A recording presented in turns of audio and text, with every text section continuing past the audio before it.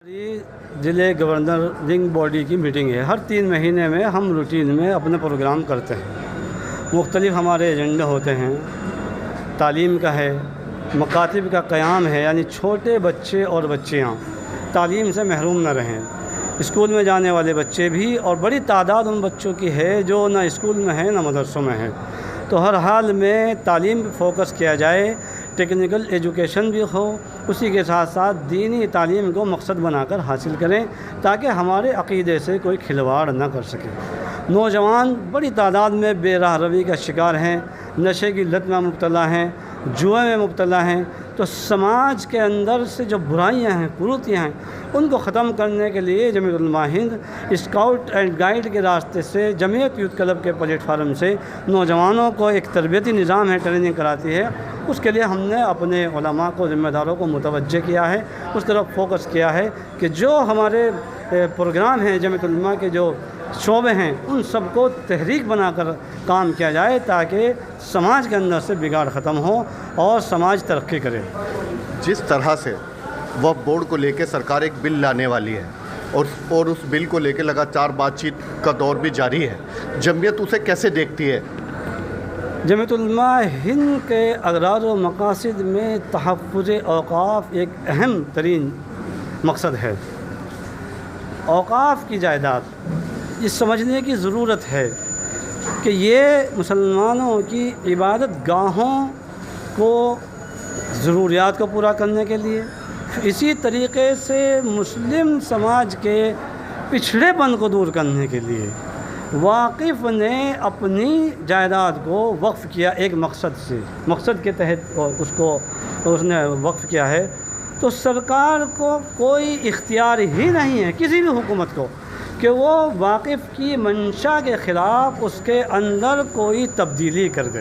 आपको होल्ड करना चाहूँगा यहाँ मैं आपको बताना चाहूँगा, देश की आज़ादी में एक बड़ा रोल मुस्लिम समुदाय का रहा। उसी तरह से बंटवारा जो देश का हुआ, विभाजन जो देश का हुआ, उसके बाद में देश में मुस्लिमों की स्थिति पूरी तरह से जमीयत के हाथ में थी।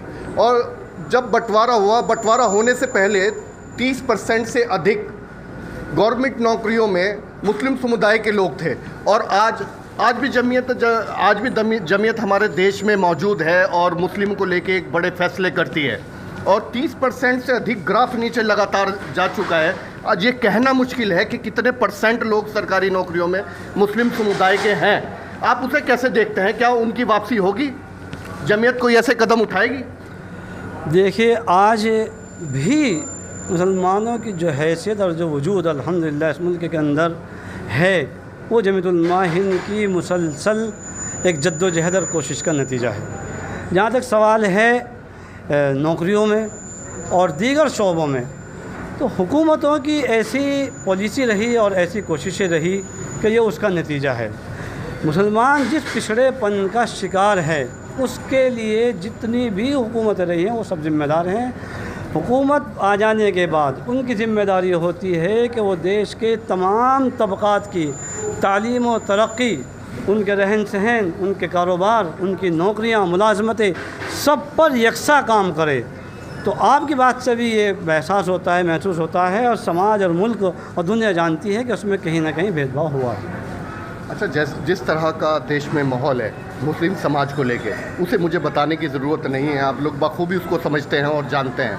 सरकार लगातार मुस्लिमों को लेके कभी कोई बिल लेके आती है, उस बिल से छुटकारा मिलता है, फिर कोई और बिल लेके आती है। इससे पहले NRC का मुद्दा बहुत गर्म रहा, उसे भी जमीयत ने देखा।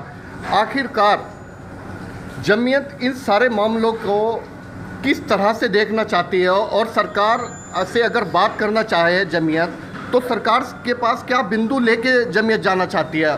देश के होम मिनिस्टर से अगर सरकार के होम मिनिस्टर से अगर जमीयत को बात करना हो, तो वो क्या बिंदु रहेंगे नौजवानों को लेके? इस कंट्री में जो मुसलमान हैं, उन मुसलमानों को लेके, जो मुसलमानों का भविष्य है, उस भविष्य को लेके क्या बिंदु रहेंगे? देखिए, जमीयत उलमा हिंद, आप इसके इतिहास को ज़रा देखिए।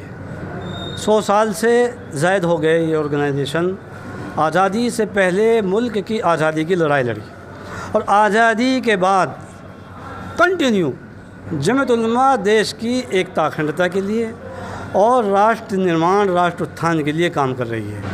सरकार किसी की भी हो, गृह मंत्री कोई हो, प्रधानमंत्री कोई हो, जमीयत उलमा हिंद की क़यादत हमेशा समाज के उन तमाम तबक़ात की बात करती है कि जो कहीं ना कहीं सरकारों की अनदेखी की बिना पर पिछड़ेपन का शिकार हैं। तो हम हमेशा कोशिश करते हैं, आज भी कोशिश कर रहे हैं और करते रहेंगे। जो माहौल मुल्क के अंदर, चाहे वो किसी बिल के रास्ते से या किसी मीडिया के ज़रिए से या कुछ संगठनों के ज़रिए से, अगर नफ़रत का माहौल मुल्क के अंदर बनाया जा रहा है तो जमीयत उलमा हिंद ही वो जमात और संगठन है कि जब नफ़रत के ख़िलाफ़ मुल्क के अंदर मोहब्बत का पैगाम बाँट रही है, मोहब्बत का पैगाम चला रही है और नफ़रत के सौदागरों को मुँह तोड़ जवाब देकर कोशिश कर रही है कि इनको वहीं तक महदूद कर दिया जाए जहाँ तक इनकी सोच है।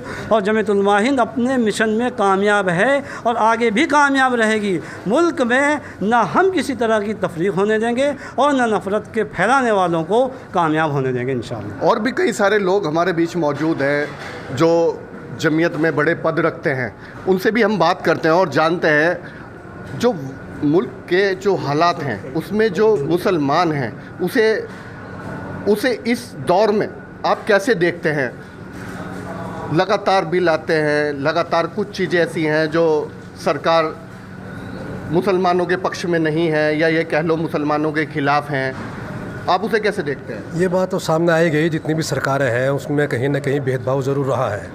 लेकिन जहाँ तक जमीयत उलमा हिंद का ताल्लुक़ है तो उसने मुसलसल इस बात की कोशिश की है, मेहनत की है और जहाँ तक होम मिनिस्टर से मिलने का मामला है इस पर कदम उठाए हैं और बाकायदा मुलाकातें हुई भी हैं, अपनी डिमांड और अपनी बात को रखा है जमीयत ने और पूरे ज़ोर और शोर के साथ में रखा है।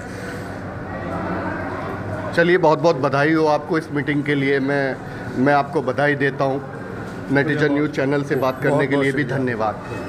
मैं हूँ आपके साथ असलम राजा, नेटिजन न्यूज़ के लिए मेरी ये रिपोर्ट।